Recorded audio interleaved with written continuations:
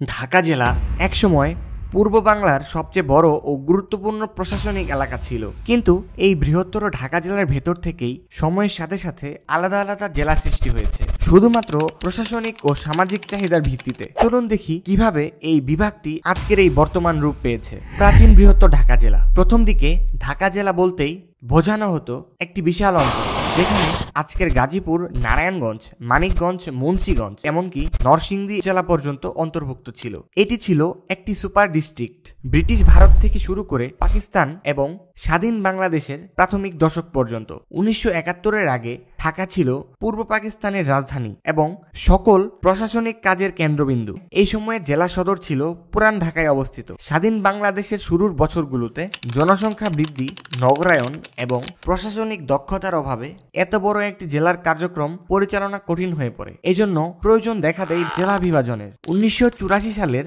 প্রশাসনিক পুনর্গঠন বা বৃহত্তর ঢাকার ভাঙন। 1984 সালে তৎকালীন সরকারের বড় ধরনের একটি উদ্যোগে বাংলাদেশের মোট 21টি মহকুমাকে পূর্ণাঙ্গ জেলায় রূপান্তর করা হয়, যার মধ্যে বৃহত্তর ঢাকা জেলার ভেতর থেকেও বেরিয়ে আসে কয়েকটি নতুন জেলা।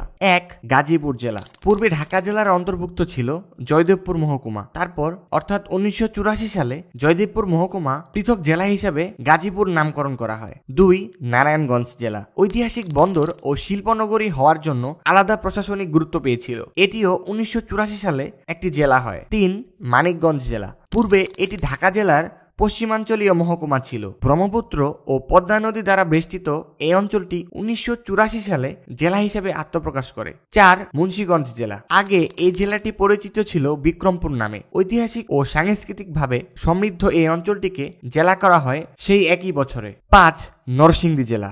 নদী ও নদীবন্দর কেন্দ্রিক বাণিজ্যিক শহর হওয়ায় প্রশাসনিক গুরুত্ব পায়।